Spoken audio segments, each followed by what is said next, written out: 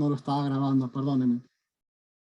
Entonces, nuevamente, es importantísimo considerar cada uno de estos puntos de la historia de la iglesia. Me hubiera encantado grabar este pedazo que estaba inspirado, pero bueno. ¿Alguna pregunta, hermanos?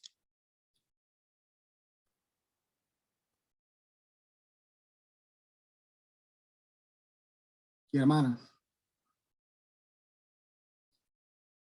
Aquí no se va a decir. Sí, consulta, buenos días, buenas tardes en realidad, profesor. Buenas tardes. El aspecto de las herejías, eso lo vamos a ver más adelante, ¿cierto? Bueno, este es un curso de historia de la iglesia. Eh, no se va a estudiar las herejías, pero vamos a dar un brochazo en lo que vamos. Porque en puntos de la historia de la iglesia, en ese momento de la historia, en efecto, aparecieron de adentro del seno de la iglesia, aparecieron cristianos genuinos, incluso sinceros, pero lamentablemente no estaban bien, no estaban informados y mezclaron sus creencias helenistas de la cultura de los griegos y trataron de incorporar su cultura o su religión o su filosofía con, con las creencias cristianas.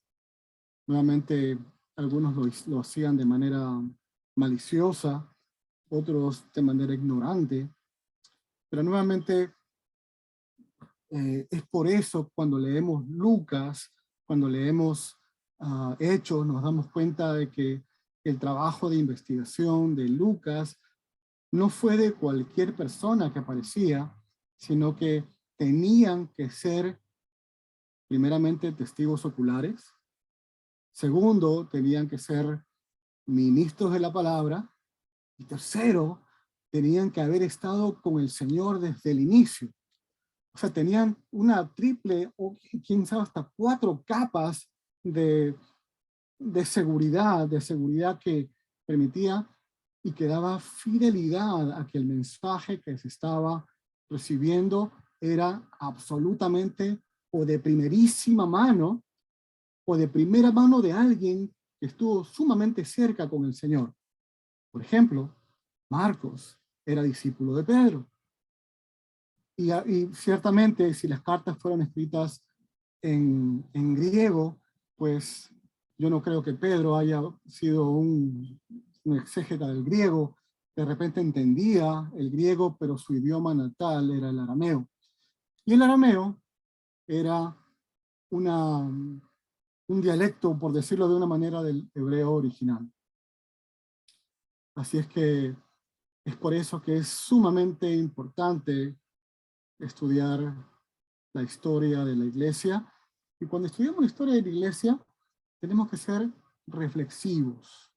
Reflexivos y entendiendo que la palabra de Dios es eso justamente, es la palabra de Dios.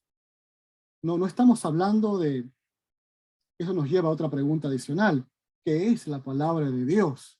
No tiene nada que ver con historia, pero la palabra de Dios no es el papel, el papelito con pasta dorada y con cuero que dice Santa Biblia y que tiene concordancia. Eso no es la palabra de Dios.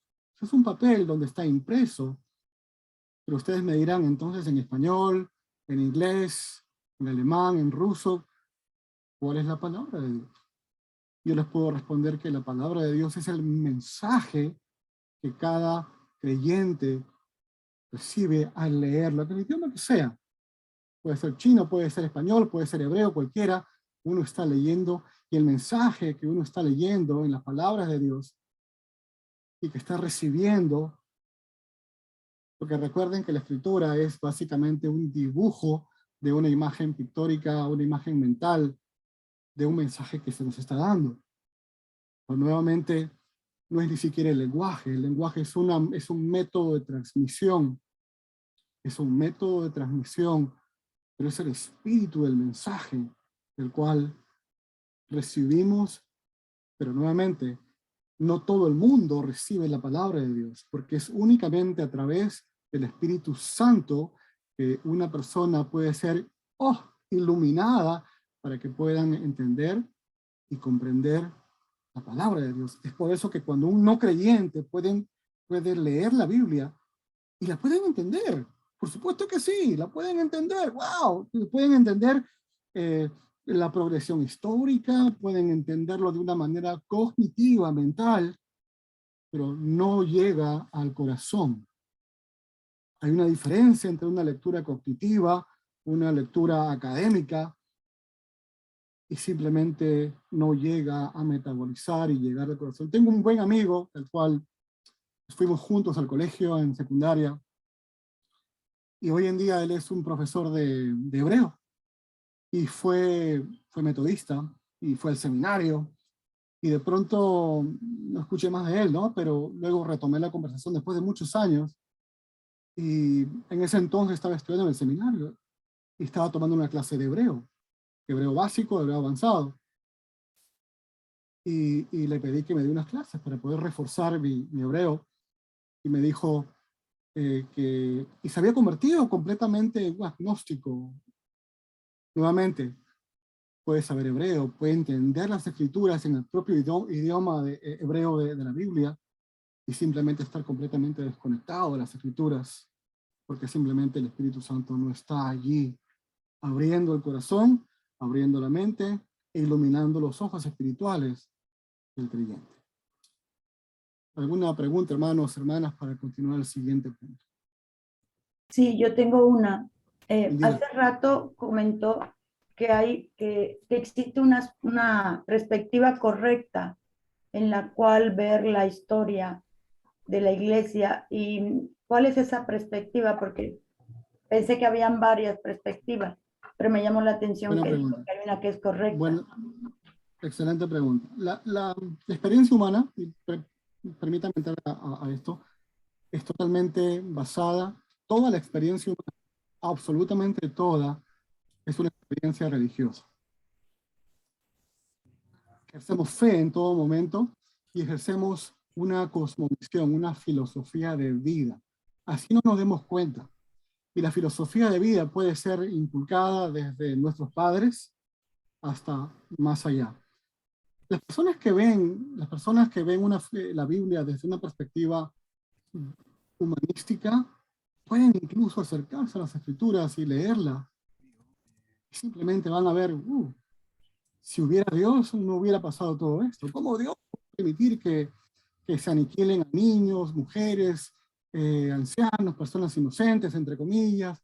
¿Cómo es que Dios puede permitir esto? Entonces comienzan a ver las escrituras desde una perspectiva totalmente humanística y completamente alejada de Dios, donde Dios simplemente no existe, donde Dios es el viejito borrachón, gordito, como si fuera un Santa Claus, un Papá Noel.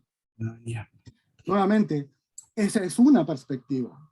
Sin embargo, cuando uno ve y lee las escrituras y se acerca a la historia de la humanidad y principalmente a la historia de la iglesia, nos acercamos con la premisa de la existencia de Dios.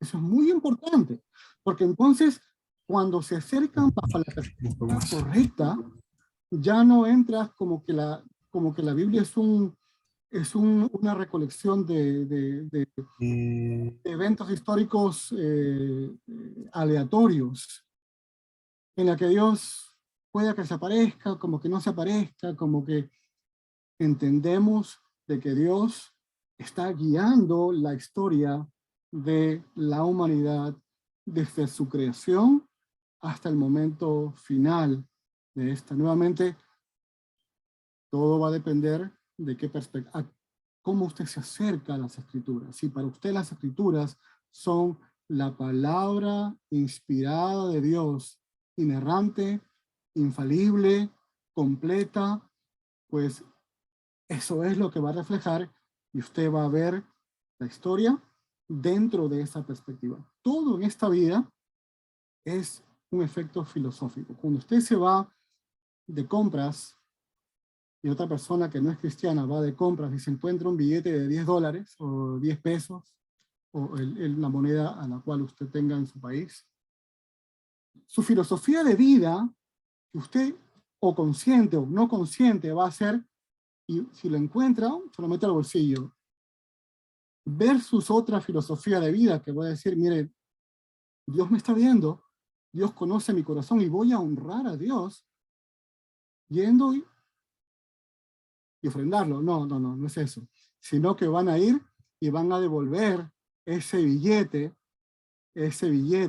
y lo van a dar. Ciertamente, todas las cosas son basadas en filosofía, incluso en las escuelas. Siempre hay alguien ahí arriba, dentro de la cúpula de 3 o 4 personas que son las que dominan el gobierno de una escuela, el sistema escolar, por ejemplo, o el Ministerio de Educación. Siempre hay una filosofía de vida, una cosmovisión que domina el pensamiento de esa persona, hombre, mujer o niño. ¿Alguna pregunta adicional? Yo tengo una pregunta, Profe, profesor. Profesor, Adelante. habla el hermano Oscar. Yo lo he escuchado harto mencionar, me parece que entre la clase pasada y esta, a la Iglesia Católica. Yo sé que No, estamos es estudiando importante. Sí, está bien, me parece bien que lo mencione. Mi pregunta es, el comentario lo mencionaba para argumentar mi pregunta. Mi pregunta es, dentro de la línea de la historia de la Iglesia cristiana, siempre a mí personalmente me ha gustado saber cómo parte la Iglesia Católica y cómo se inserta la Iglesia Católica dentro del cristianismo y se convierte en Iglesia Católica. Y cómo ellos toman el nombre de católica como Iglesia Universal y Eso nace el vamos a sacerdote verlo, y todo eso. eso vamos a verlo un poquito más adelante, pero originalmente simplemente era la iglesia de Jesucristo. Siempre ha Claro, sido. Hay un punto en la historia en la cual, te doy un pequeñito recuento en el cual disputas con los gnósticos, con diferentes grupos filosóficos de ya, procedencia griega, de procedencia judía, comenzaron a retar, eh, y aparecieron los superapóstoles. Leemos un poco acerca de eso en algunas epístolas de Pablo. Se llamaban los superapóstoles y decían tener cierto conocimiento que jamás nadie lo ha tenido y que van a hacerle caso a Pablo si él está en la cárcel. Es un simple peatón o un triste que está en la cárcel. ¿Qué van a escucharle? ¿Qué virtud tiene él? Y comenzaron a retar las creencias y las doctrinas originales cristianas. Entonces luego comenzaron a aparecer escritos espurios, como por ejemplo el Evangelio de Tomás, y así diferentes libros apócrifos que tomaban incluso el nombre de un apóstol para decir, esta es la historia y esto es así. No tenían ningún tipo de recato en violar el nombre de un apóstol o de un maestro cristiano. Entonces es por eso que la iglesia se ve en la forzosa decisión de combatir estas corrientes herejes. ¿Y cómo lo hace? Haciendo, la palabra católico simplemente significa universal. claro. ¿Okay? Simplemente universal. Y lo que básicamente está reflejado, y es por eso que Lucas y Hechos es tan importante, sobre todo Lucas, es que lo que la iglesia, no la iglesia católica, la iglesia. Hay una diferencia entre la iglesia católica romana como iglesia, como denominación, y la iglesia católica como universal.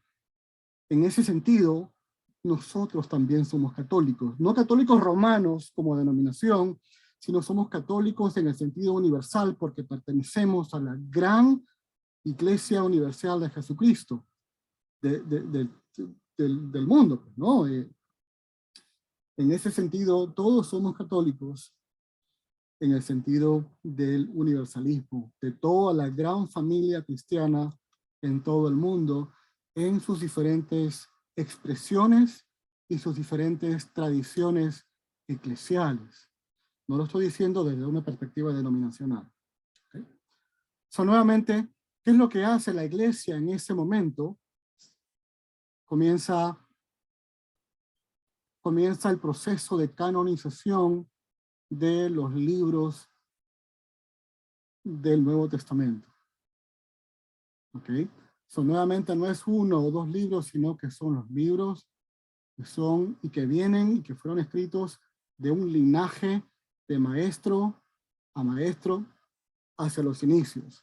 Nuevamente es por eso que era tan importante que sean testigos oculares, ministros de la palabra, pero tan importante como eso, que hayan estado con Jesús desde el mero inicio del ministerio de Cristo. Continuamos. ¿Alguna pregunta antes de pasar al siguiente tema? ¿Se me está... Profe, Ah, yo, profesor, adelante. eh, una consulta. Por ejemplo, yo considero que gran parte de la historia, tanto secular como la cristiana, está profetizada sobre todo en el libro de Daniel. ¿Se acuerda cuando en la estatua del rey Nabucodonosor? Ajá. Creo que la historia, bueno, la Biblia es bueno, la historia es bueno estudiarla porque la Biblia tiene que ver, va de la mano con la historia secular. Entonces, Sí, bueno, por supuesto. pero la Por supuesto. pregunta mía es, ¿usted cree que la Biblia eh, tiene todas las respuestas o hay misterios que en base a la historia, no de misterios podríamos decir, proféticos o cosas que a veces, por dar un ejemplo, los gigantes en Génesis capítulo 6? ¿Todo tiene, la Biblia explica todo? ¿O usted cree que hay ciertas cosas, como eso, por ejemplo, cosas como Bueno, esa, como los gigantes, por ejemplo? si en caso mencionas la Biblia, sí tiene todas las respuestas. Yo me suscribo a que la Biblia es completa, tiene todo lo que el creyente, es la revelación de Dios, y tiene todo lo que Dios ha querido que el creyente les sea revelado. Pero hay un punto muy importante que acotar. La Biblia no es un libro de historia. La Biblia no es un libro de ciencias. La Biblia no es un libro de geografía. La Biblia es la palabra de Dios. Y es la revelación de Dios a la humanidad. Nuevamente, podemos encontrar una que otra cosa por aquí y por allá de importancia. Por ejemplo, el caso de los gigantes, ya que lo mencionas. Tenemos que ver esa revelación bajo los ojos de la Biblia, no bajo los ojos nuestros, influenciados por Hollywood. Porque cuando te digo gigante, de repente en nuestro contexto vas a ver un gigante, vaya, de 50 metros de altura, cuando en ese entonces posiblemente gigante era un hombre extremadamente grande, versus posiblemente un, ¿qué te puedo decir? Un tipo de, un vikingo, que era un monstruo de 2 metros y pico, versus una persona que vivimos aquí en este lado del hemisferio. Nuevamente, todo está en perspectiva. De que pudieron haber personas muy grandes, sí, pero nuevamente no es relevante para efectos de nuestra fe en el Señor. No vamos a obtener todas las respuestas a todas nuestras interrogantes en esta vida. Me hicieron una pregunta que no respondí completa, creo, y creo que era porque era importante la historia de la iglesia en el contexto de la historia universal, creo que fue así. Y está conectada con tu pregunta, Daniel, y es que la iglesia es el vehículo que Dios está usando para la salvación. Yo creo que la iglesia es como el arca de Noé de nuestros tiempos. El arca de Noé es un evento tipológico, es una figura tipológica, perdón, el arca de Noé. Todos aquellos que entran y son salvos del wrath, de la ira de Dios, de la ira de Dios. Vamos a pasar al siguiente punto que, antes que se nos vaya el tiempo. La iglesia desde una perspectiva cristiana. Bueno, tiene relación a lo que estamos estudiando ahora. Primero, la primera convicción es que Dios interviene soberanamente sobre la historia. Dios interviene soberanamente sobre la historia. La perspectiva cristiana entiende que Dios es el creador de la tierra, lo que hemos hablado hace un momentito. Sin esa cosmovisión, la escritura no va a tener ningún sentido. Dios es el creador de la tierra y el universo, y por ende nuestra cosmovisión o nuestra visión del mundo o nuestra filosofía de vida va a ver el mundo bajo esta óptica. Los no cristianos ven al mundo como simplemente ocurrencias aleatorias y una perspectiva netamente humanista. La segunda convicción es que la historia tiene un propósito, un significado y un fin dentro de la perspectiva cristiana. ¿Okay? Es por eso que se nos llama a estudiar la palabra. Señor, ¿por qué?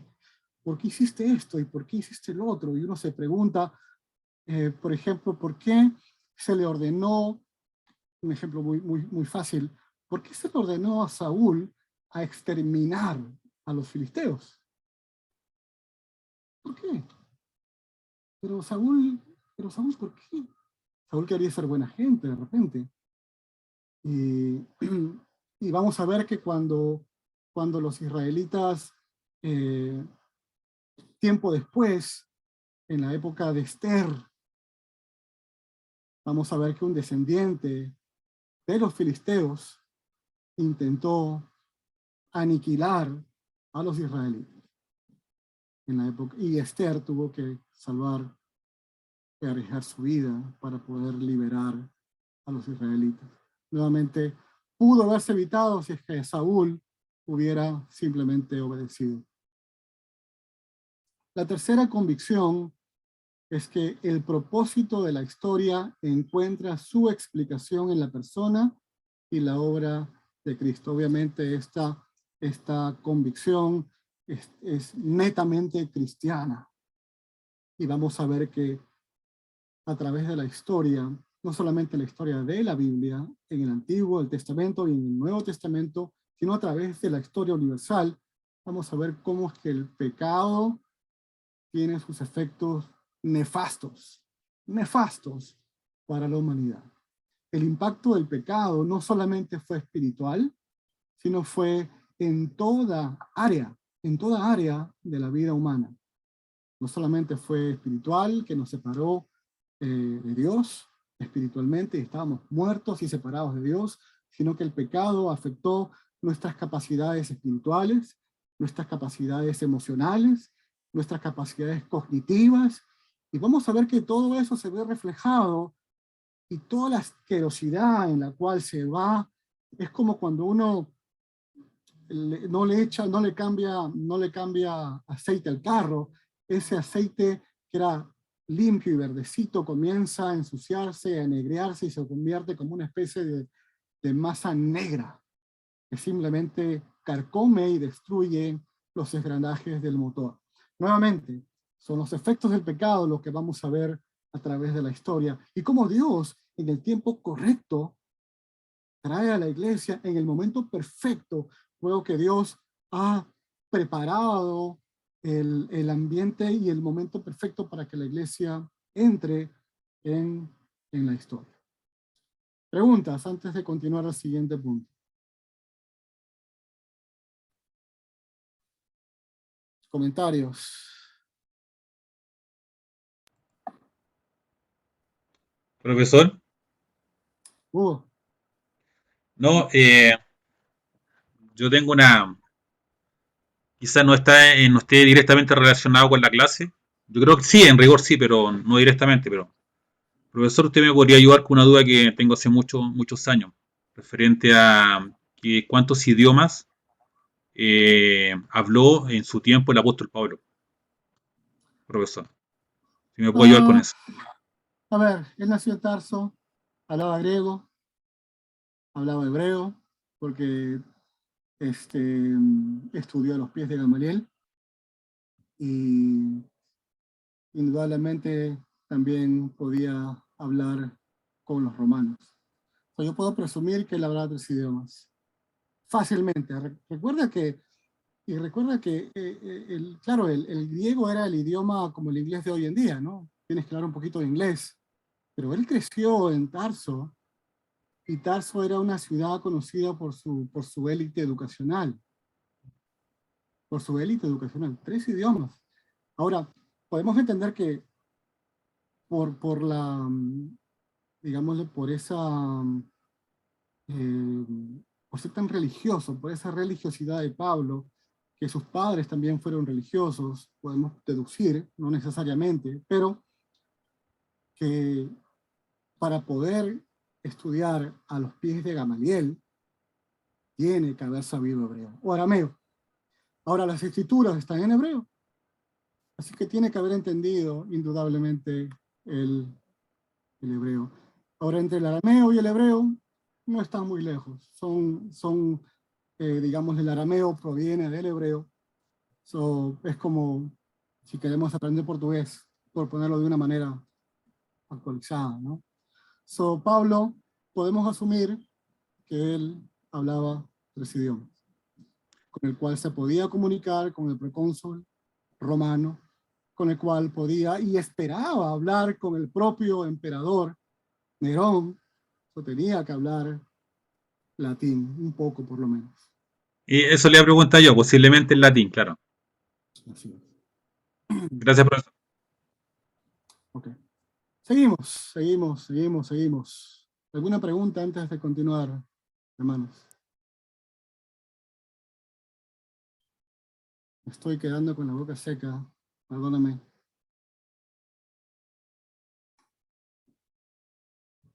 Gracias. Continuamos, la historia del cristianismo en los primeros 500 años. Vamos a darle un brochazo y ustedes van a leer las lecturas asignadas. Aunque lo que estamos haciendo realmente es dándole una vista panorámica. Una vista panorámica a la historia. Parte de lo que voy a comentar el día de hoy ya lo hemos tocado en la primera clase. Así que va a ser un recordatorio.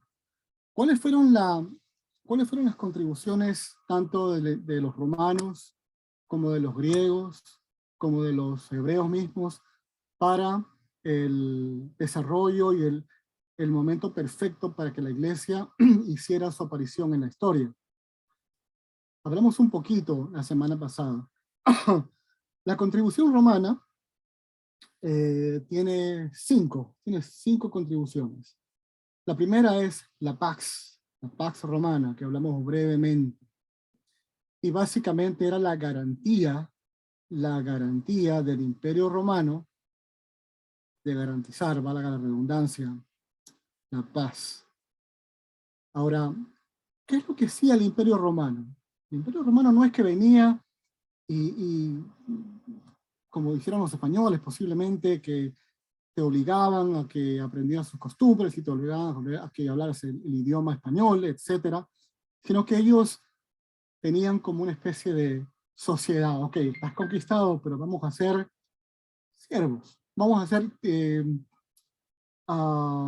socios eres nuestro vasallo, vas a pagar impuestos, pero vas a vivir como si fueras libre, pero vas a ser parte del Imperio Romano, con la condición que tu ejército va a pelear para los romanos, con la condición de que vas a pagar impuestos y vas a gozar de los beneficios de ser un súbdito del Imperio Romano, que contribuía, obviamente, a esa paz, si lo pudiéramos llamar, si es que te sujetabas a las reglas y condiciones de la Pax Romana.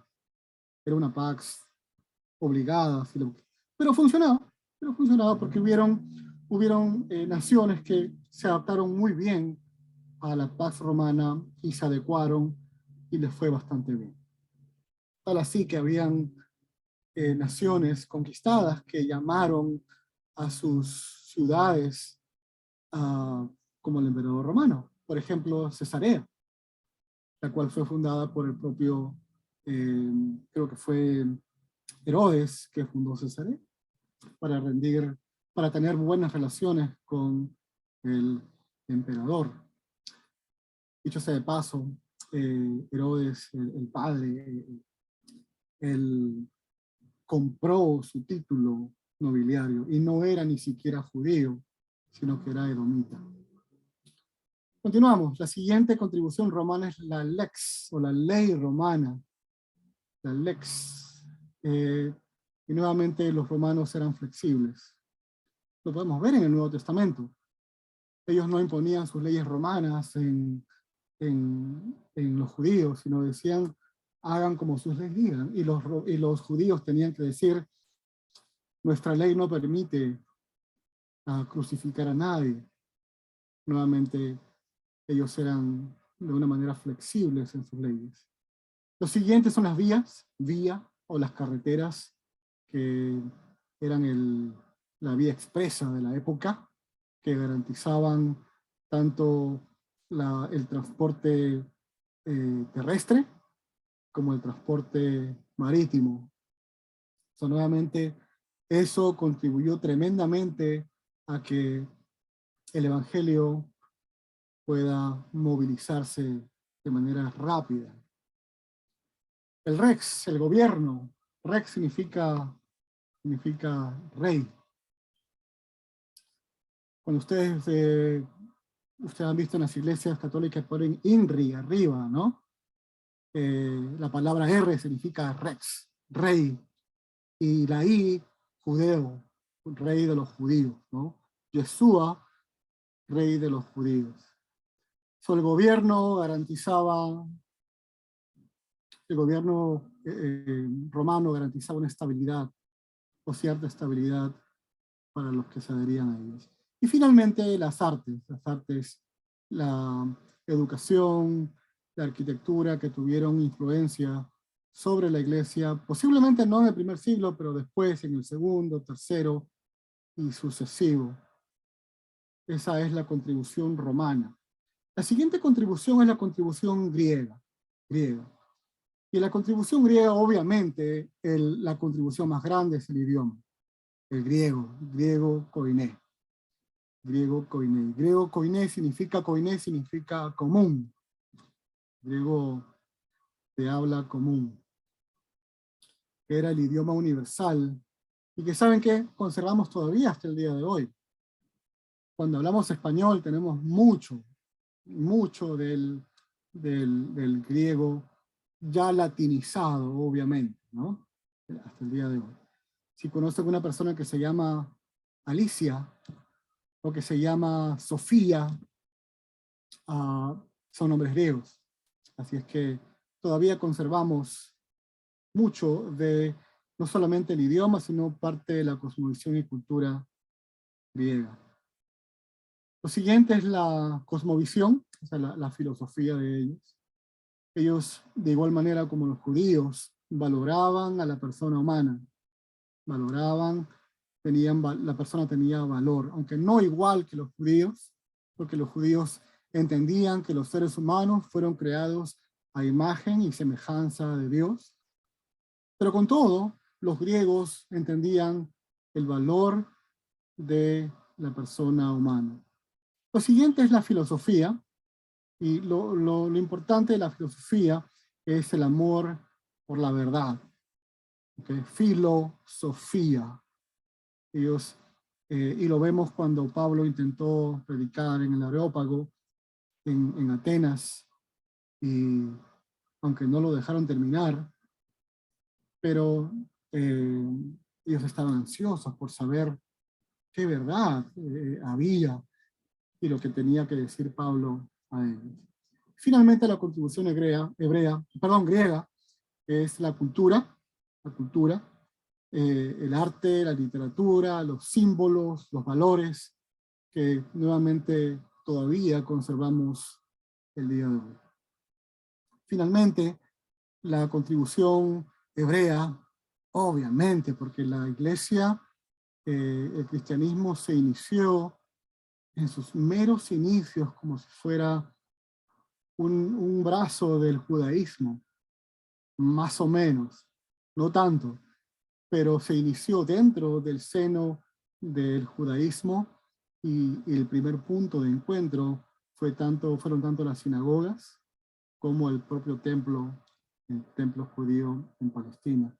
Sobre la primera contribución es el monoteísmo. Nuevamente, la primera contribución es el monoteísmo, en la creencia de un solo Dios. La segunda contribución fueron las escrituras hebreas. Las escrituras hebreas. La tercera contribución fue la diáspora judía o la dispersión judía, que eso tiene un contexto conectado con el Antiguo Testamento. Porque luego de que el reino de Israel se partió en dos, en el reino del norte, en el reino del sur, como leemos en el Antiguo Testamento, en Reyes, en Crónicas, en Samuel, pues llega un momento en que ya no se podía más y ambos reinos fueron llevados cautivos a Babilonia, a Siria, luego a Persia. Y nuevamente la grande mayoría de hebreos se quedó allá. No regresaron nunca. Los pocos que regresaron a Palestina, valga la redundancia, fueron pocos. Pero eso permitió, esa diáspora permitió que el cristianismo fuera más fácil de expandir, porque se crearon sinagogas a lo largo del mundo griego en ese entonces todavía. Son nuevamente las sinagogas. La diáspora fue una contribución grande. Las sinagogas, que la palabra sinagoga significa casa de reunión, fueron otra de las contribuciones de los hebreos. Y nuevamente el universalismo hebreo. ¿Por qué? Por la promesa de Abraham de que las naciones serían bendecidas por él. Aunque ellos no tenían la figura clara, como lo entendemos luego en el Nuevo Testamento, de qué clase de bendición, lo que los hebreos entendían de bendición es que los no judíos también podían adorar a Yahvé o a Jehová. Yahvé es una mejor traducción una mejor transliteración del nombre del Señor. Nuevamente, eso fue el universalismo hebreo. En el Nuevo Testamento ya logramos entender la teología en la cual Pablo nos dice de que el padre de la fe es Abraham, pero ellos no entendían, los hebreos no entendían eso en el Antiguo Testamento. Entendían que simplemente los no creyentes o los no judíos podían conocer de Dios. Sin embargo, al momento de adoración, ningún no judío podía siquiera acercarse al templo. Así que la entrada al templo era exclusiva para los judíos. Quienes no eran judíos tenían que esperar afuerita. Finalmente, la última contribución de los hebreos fue el mesianismo, o la idea del Mesías por venir, que sería el redentor de la historia. Dentro del concepto de Mesías judío, el Mesías judío tenía que ser como David, ¿no? Ya que era descendiente de David, tenía que ser una persona con similares características, no solamente espirituales, sino estadista, guerrero, un poco más y es un Superman. Pero para ellos ese era el concepto judío. Y ciertamente ellos tenían conflicto y no lograban entender cómo este Mesías podía ser sufrido y cómo podía ser abatido y cómo podía ser abatido de Dios, etc. Pero nuevamente todo eso queda desvelado, queda abierto cuando Jesús entra en la escena. Así es que esta es la contribución tanto del cristianismo de los romanos, de los griegos y de los hebreos.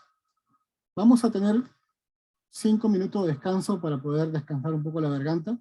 Técnicamente la clase ya terminó, pero vamos a continuar. Los que deseen quedarse, por favor, quédense. Falta un poquito más y la clase va a estar bastante buena. Denme 5 minutos. Vamos a descansar 5 minutos y continuamos. ¿Les parece? Son las 6:30, o bueno, 8:30 de su hora. A las 6:35 estamos de vuelta. ¿Les parece? Fantástico. Amén, gracias.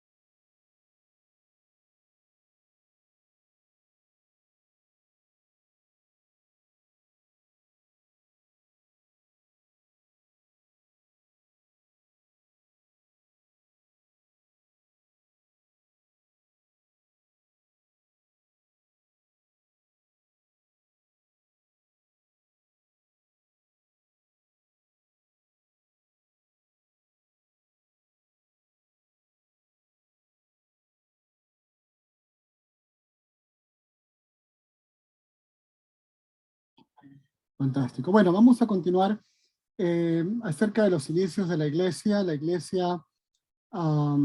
Acerca de... La iglesia fue un movimiento urbano en sus inicios. No es que empezó alquilando grandes locales o empezó alquilando el estadio romano, donde hacían los juegos de los romanos y hacían sus alabanzas y traían sus guitarras, sus baterías y sus panderetas. Eso no existía para los cristianos en ese entonces, sino que era esencialmente en sus inicios un movimiento clandestino, a escondidas, no había otra forma. Se reunían en los hogares, lo vemos en Hechos, y nuevamente es posible que la casa de Marcos, el escritor del Evangelio de Marcos, haya sido utilizada para muchos de estos propósitos durante el ministerio de Cristo. Se presume que la casa utilizada para la cena del Señor se presume que haya sido de la familia de Marcos. Así es que nuevamente la iglesia fue en sus inicios durante el primer y hasta el segundo y hasta el tercer siglo un ministerio netamente, vamos a ponerle entre comillas, clandestino, porque eran perseguidos, eran odiados, eran tratados como ateos, porque no creían en toda la cantidad de dioses que tenían los romanos o los griegos. Así es que fue un momento muy, muy complicado de ellos. Así es que otra cosa importante para el desarrollo del cristianismo dentro de su urbanidad es que Dios a lo largo de la historia, es interesante, Dios permitió el desarrollo de las grandes ciudades. Hoy en día lo vemos ya por sentado, pero no fue así en los inicios. Cuando leemos, incluso cuando habían reinos, entre comillas, uno cree que eran reinitos enanos, que se llamaban reinos y tenían un rey que de repente era el líder, pero no era lo que se constituye realmente como un reino, ¿no? Y Dios permite de una u otra manera el crecimiento de los grandes imperios para poder forjar las grandes ciudades. Y nuevamente esto permitió la diseminación más rápida del cristianismo. En cuanto al surgimiento de la iglesia, lo hemos mencionado hace un momentito, se inició como una especie de secta judía. La gente pensaba de que eran otros judíos más, pero simplemente no fue así. No solamente por la diferencia de creencias en la que Jesús es el Mesías, sino que la diferencia fue creciendo a la medida de la universalidad de la iglesia, porque los judíos, ceremonialmente hablando, no podían juntarse con unos judíos. Entonces, siempre hubo ese problema de que los judíos que no querían convertirse al cristianismo, ellos simplemente jamás hubieran aceptado que un no judío entre a una sinagoga. Hubieran salido corriendo, ¿no? Pero nuevamente es por eso que la iglesia eventualmente tiene que simplemente salir del seno de las sinagogas y reunirse en las casas. Sin embargo, las reuniones en las casas y las primeras estructuras de gobierno, por llamarle así, se parecían mucho a cómo se gobernaba una sinagoga. Las sinagogas tenían ancianos, también la iglesia en sus inicios, y hasta ahora, obviamente, ¿no? Es bíblico. Las reuniones eran en las casas, y ese fue, digámosle, el inicio de la iglesia. En cuanto a la práctica, vida y ministerio de la iglesia del primer siglo, lo que se practicaba en estos hogares, en estas reuniones celulares, si lo quieren llamar de casas, era muy simple, muy parecido a lo que hoy son reuniones de hogares. De repente un poquito más, porque se predicaba el evangelio, se practicaba la cena del Señor, o la Santa Cena, o la Eucaristía, como le llamen, se le llama igual, o sea, es lo mismo, se le llama diferente a lo mismo, y el bautismo. ¿Okay? La Eucaristía, o la Santa Cena, la Cena del Señor, o la comunión, viene del del griego eucaristos. Dependiendo de qué tipo de región venga, puede ser eucaristo o eucaristo, que significa acción de gracias, acción de gracias. Cuando escuchan la palabra Eucaristía, simplemente es el griego de acción de gracias. Dependiendo de la región, puede ser eucaristos o eucaristos, como si fuera una ave chica. Y si han escuchado a alguien que se llama Evaristo, yo tenía un hámster de niño y mi papá le puso el nombre Evaristo. ¡Evaristo! Y el hámster sacaba la cabeza porque mi papá amarraba una zanahoria y lo sacaba, se escondía y esa era la manera, y llamaba Evaristo, Evaristo. Y la palabra Evaristo significa agradable. La palabra Evaristo significa bueno y agradable. Su traducido es agradable. Entonces, tiene relación un poquito con, es una de las palabras derivadas de Eucaristo. Lo primero que se celebraba era la cena del Señor. Lo segundo era el bautismo. Y habían esencialmente, el bautismo se celebraba preferentemente lo que le llamaban en esa época aguas vivas. Aguas vivas que eran básicamente aguas que estén corriendo libremente, ¿no? Como por ejemplo un río o de repente el mar, no sé, no agua estancada como en una tina. Pero nuevamente hay que tener mucha responsabilidad y mucho tino al sacar conclusiones de por qué, no, porque era en el río, entonces todo el mundo tiene que bautizarse en un río.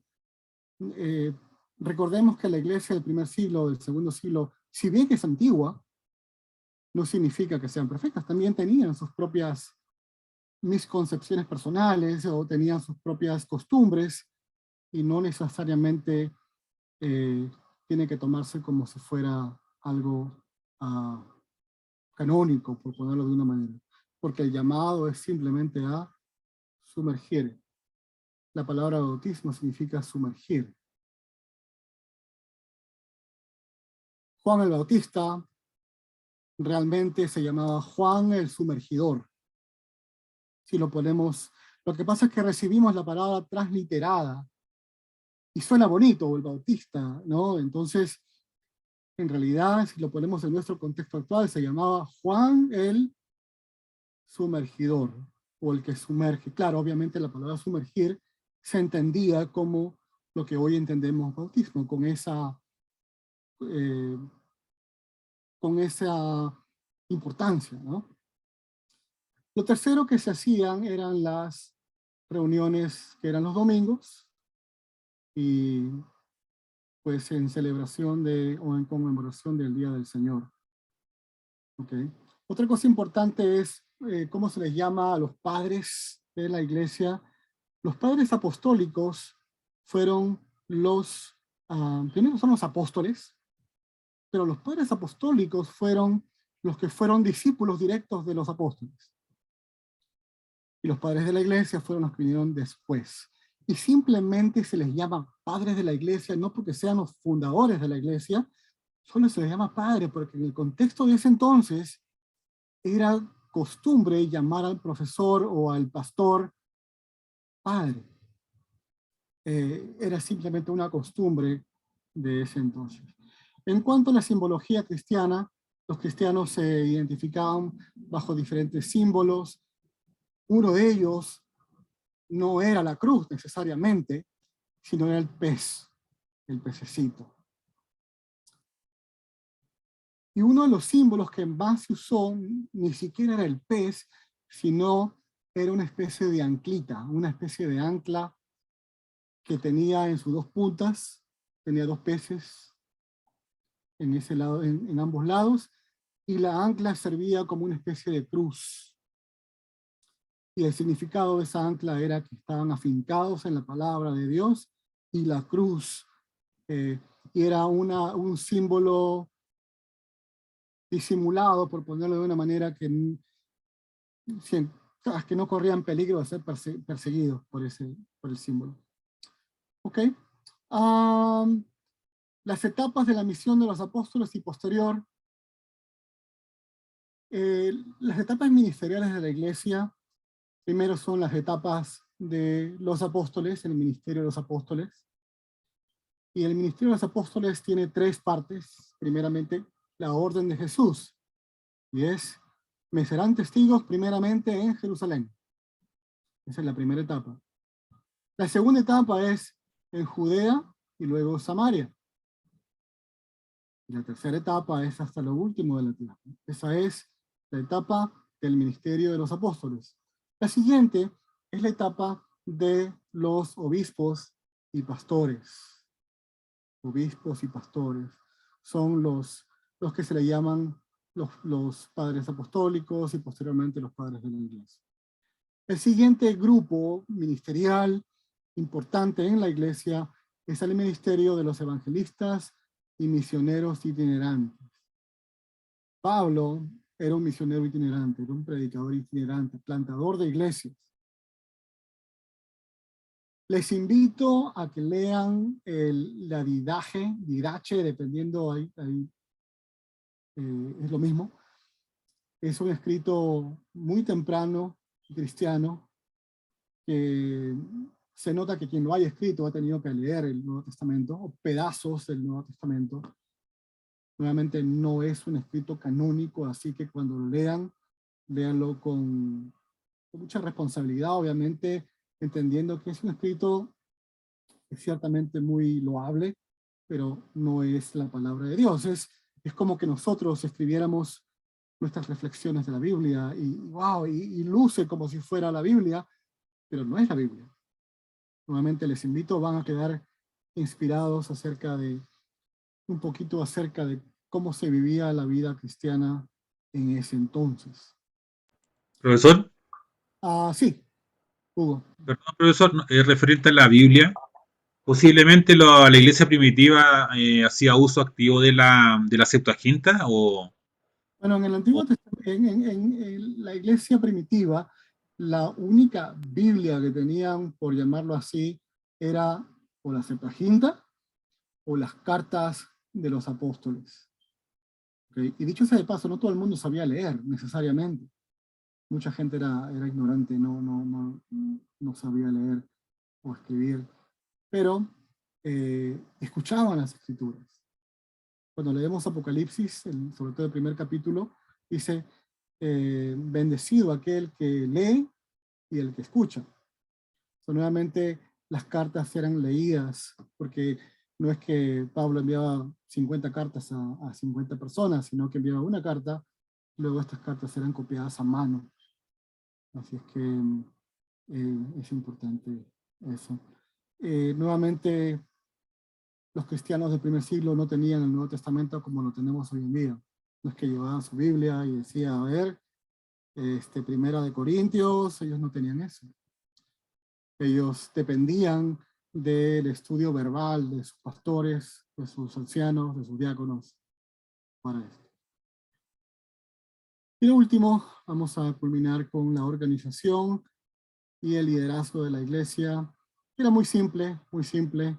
No había jerarquía eclesial en el sentido triangular como se conoce hoy en día, un pastor senior y pastores asistentes y esto y director de esto y del otro, no existía eso.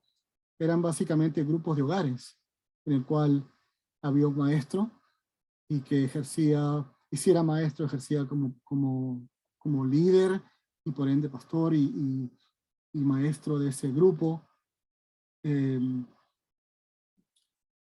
Luego la autoridad local centrada dentro de esos grupos mientras iban creciendo era por la voluntad consensual de la asamblea, y eso lo van a leer en la didaje cuando la lean. Era una estructura más horizontal que vertical. La iglesia primitiva lo que tenía originalmente era el liderazgo de los apóstoles, y luego en segunda línea el liderazgo de los diáconos, de los 7 diáconos.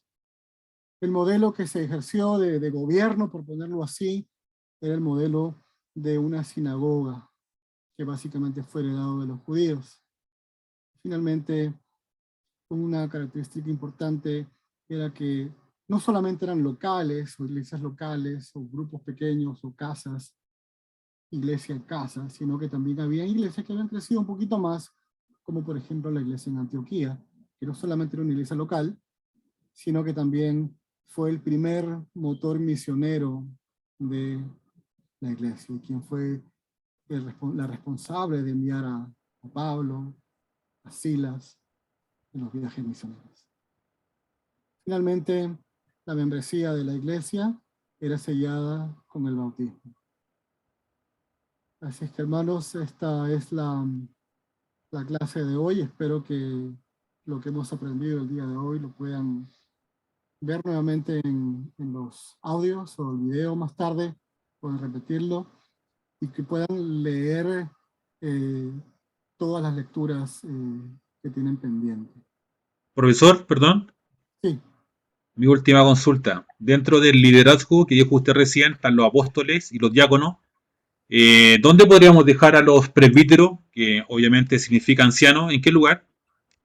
bueno, la palabra presbítero asume presbúteros en el griego, es básicamente un rango de liderazgo está arriba de un grupo de ancianos.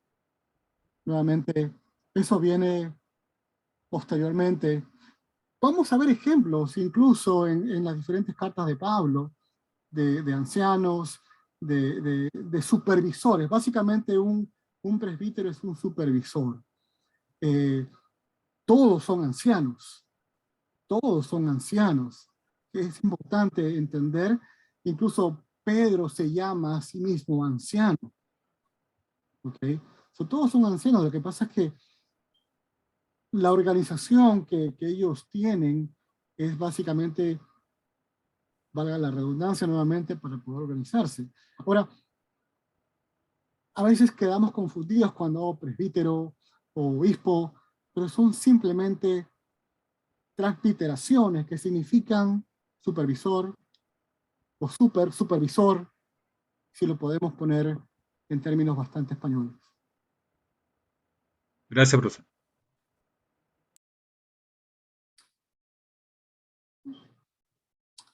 Bueno, muchachos, ha sido un placer poder compartir con cada uno de ustedes. Muchísimas gracias. No se olviden, por favor, los que tienen una lectura pendiente o una asignación pendiente de la semana pasada, esta semana o este fin de semana es su oportunidad de poder presentarlo. Y tienen 2 exámenes este fin de semana. Necesito que en la parte que tenga que escribir, es muy importante que me convenzan que han leído las lecturas obligatorias. Yo sé lo que es tener que tomar el examen y escribir, pero necesito que demuestren en esa parte de escritura que ustedes han devorado las lecturas obligatorias. Amén. Bueno, muchachos, voy a terminar con una oración, ¿les parece? Amado Señor, gracias en esta tarde, en esta noche, por este bello momento de reunión. Quedamos inspirados, Señor, y hemos retrocedido en la historia. Hemos saboreado un poco de la historia. Hemos sido partícipes en el Espíritu, Señor, con nuestros hermanos del primer siglo, de la iglesia primitiva, Señor. Hemos caminado de la mano con ellos.